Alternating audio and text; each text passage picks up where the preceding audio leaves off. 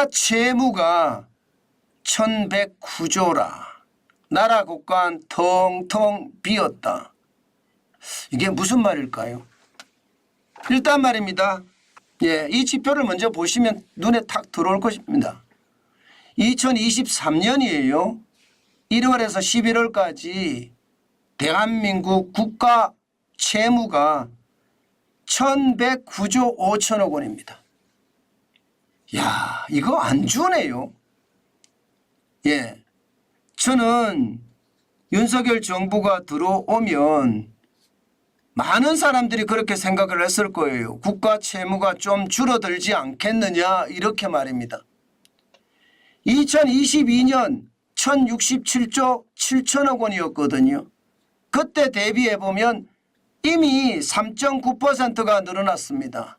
41조 8천억 원이 늘어났습니다. 그러면 나라 국간이 41조 8천억 원이 비어졌다는 뜻이죠. 이게 연말까지 가면요.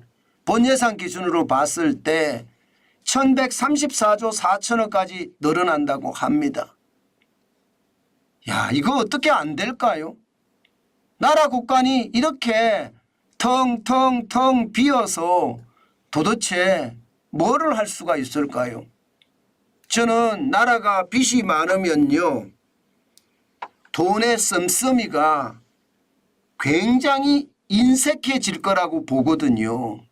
게다가 이자까지 많이 나가니까 나라는 세금 받아서 운영하는 게 만만치 않은 겁니다. 저는 이 나라 부채가 결국은요. 국가 발전에도 굉장히 저해될 수 있는 그런 상황이 된다. 그 말씀까지 드리고 싶은 겁니다.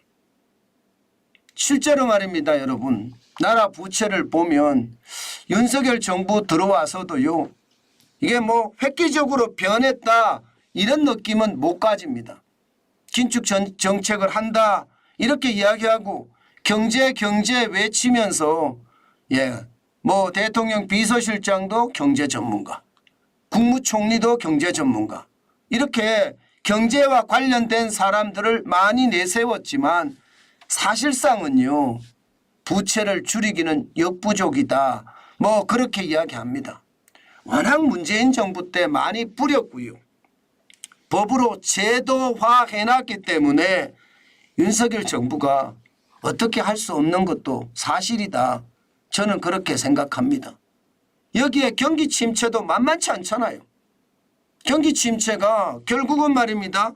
이자 앞에 장사 없다는 말 현실화된다고 제가 말씀을 드렸잖아요. 그 경기 침체가 결국은요. 세금을 덜 걷게 만든 거예요. 세금을 더 내고 싶어도 낼 돈이 없습니다. 보시는 것처럼 말입니다.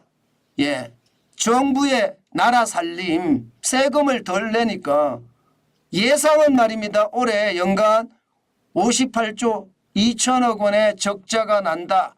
관리재정 수시가 그렇게 예상을 했지만 현재 기준으로 보면 11월 달까지 64조 9천억 원의 적자가 나고 있습니다. 문재인 정부 때보다는 덜하죠. 2020년에 112조, 2022년에 110조 뭐 이렇게까지 돈을 퍼붓던 시절과는 다르지만 지금도 말입니다. 64조 9천억 원이면 적자는 규모입니다. 이게 변화가 거의 없습니다. 뭐 연말까지 가면 12월까지 가면 연간 전망치를 58조 2천억 원에 맞춘다고 이야기하지만 이것도 말입니다. 2016년 박근혜 대통령 때에 비하면 충격적인 숫자입니다. 2016년 22조 7천억 원이었잖아요. 적자가. 그런데 58조 2천억 원이 돼도 이거는 굉장히 충격적이에요. 저는 이것을 보면서요. 국민의 선택이 앞으로 나라 살림이 어떻게 될지 진짜 결정이 될 텐데 그때 그 결정이 최악의 상황을 맞을 수도 있겠다. 그런 생각도 합니다. 당장 말입니다. 나라 경제가 좋아야 되는데 그렇지 못한 거죠. 이거 보시면 말입니다. 나라 경제가 총 수입이 529조 2천억 원이에요. 529조 2천억 원. 예, 무려 말입니다. 전년 대비하면 42조 4천억 원이 줄었습니다. 총 지출은 법으로 정해놨으니까 이건 안 줄어요. 더불어민주당이 공용 야당이잖아요. 그래서 법으로 다 만들어 놓은 거 여당이 이것 좀 바꾸자고 추진해봤자 아무것도 되는 일이 없습니다. 그러다 보니까 548조 6천억 원을 지출하게 되고요. 예, 이게 줄은 거예요. 그나마 73조 8천억 원이 줄었는데도 이렇게 많이 지출합니다. 그래서 4대 보장성 기금 흑자 부분 45조 5천억 원 여기서 빼니까 순수한 나라 살림이 나오거든요. 순수한 나라 살림. 순수한 나라 살림이 관리재정 수지입니다. 이 관리재정 수지가 결국은 64조 9천억 원, 연간 전망치 58조 2천억 원을 능가하고 있습니다. 그만큼 말입니다. 나라 살림은 쉽지 않습니다. 윤석열 정부가 들어서면 이런 부분이 획기적으로 개선될 거다 이렇게 이야기했지만 사실 획기적으로 개선은 덜 되고 있습니다. 아마도 말입니다. 이대로 가잖아요. 그러면 나라의 재정 준칙도 국가재정법에 정하지 못하고 야당은 야당대로 돈을 풀고요. 여당은 여당대로 돈을 풀기 때문에 결국은요. 나라 살림은 저는 텅텅텅 빌 수밖에 없다. 저는 그렇게 생각합니다. 이게 국민의 호응을 받으려고 그러면 국민에 대한 자세한 설명이 필요하거든요. 이런 것들이 결국은 국민에게 호응받는 일인데 사실 자세한 설명이 잘 나오지 않아요. 그렇기 때문에 이게 여러분 오히려 말입니다. 시장에서는요. 도대체 정부가 뭘 하는지 모르겠다 이런 이야기가 나올 정도거든요. 저는 윤석열 정부가 참 정책 홍보를 잘 못한다. 저는 그런 생각도 하거든요. 제발 저는 제대로 된 정책 만들어내는 것도 중요하지만요. 국민들을 설득하는 것도 굉장히 중요하다. 저는 그렇게 생각합니다. 돈을 뿌리기만 한다고 해서 이게 상황이 좋아지는 것은 아니거든요. 돈을 뿌리지만 하지 말고요. 핵심에 접근하는 겁니다.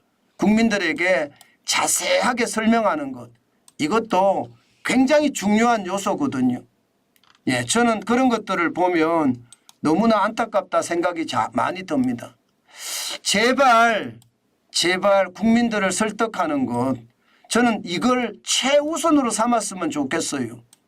이대로 계속 가면 나라 재정은 텅텅 비는 건 당연하고요. 텅텅 비었을 때 과연 말입니다. 우리 국민이 다 감당할 수 있을까요? 저는 그게 더 문제라고 봅니다. 그게 더 문제라고 봐요. 그거 감당 못할 수도 있다고 생각을 하는 거죠. 그거 감당 못할 수도 있다. 만약에 감당 못할 때 그 오는 충격은 저는 어마어마해질 거라고 봅니다. 그만큼 말입니다. 그만큼 감당할 수 있는 정도의 어떤 상황이 돼야 되는데 참 아쉽다 하는 생각 다시 한번 해봅니다.